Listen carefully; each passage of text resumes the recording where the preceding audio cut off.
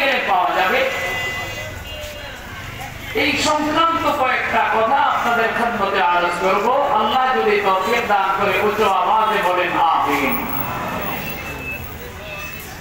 আমি প্যান্ডেলের সামনে ওয়াইদা কাতালতুম নাফসান ফাদারাতুম ফিহা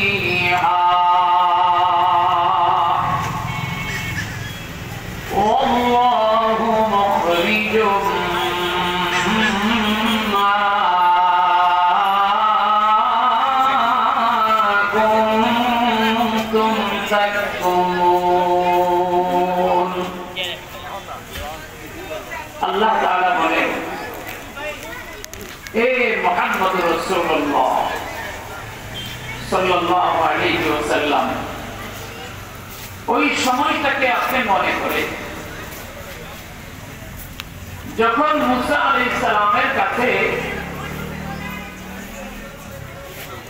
একজন ব্যক্তি হত্যার ঘটনার মামলার মাধ্যমে আমি আপনার দরবারে হাজির। একদল করে ওই দলে হত্যা করেছে, ওই দল করে এই দলে হত্যা করেছে।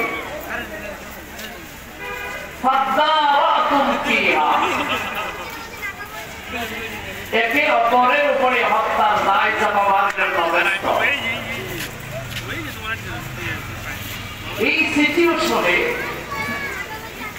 আল্লাহ তাআলা বলেন, ওয়াল্লাহু মুখরিজুম মা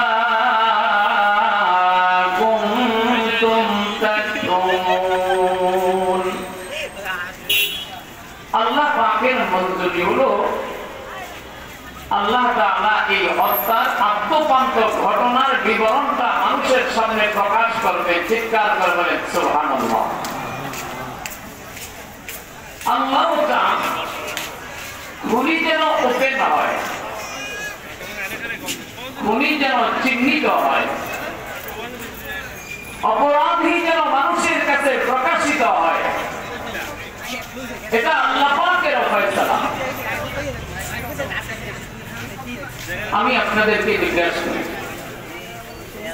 আল্লাহ তাআলা যদি কোন অপরাধীকে সমাজের মানুষের সামনে প্রকাশ করতে চান, চিহ্নিত করতে চান, আর অপরাধী গোষ্ঠী যদি তার অপরাধকে ধামাচাপা দেওয়ার জন্য হাজারো চেষ্টা এবং কৌশল অবলম্বন করে, তাতে কোনো লাভ হবে?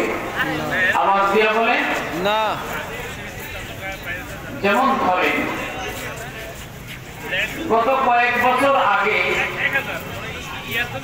আমাদের বাংলাদেশে এক চাঞ্চল্যকর হত্যার ঘটনা ঘটেছিল। নারায়ণগঞ্জের 7 খুন হত্যা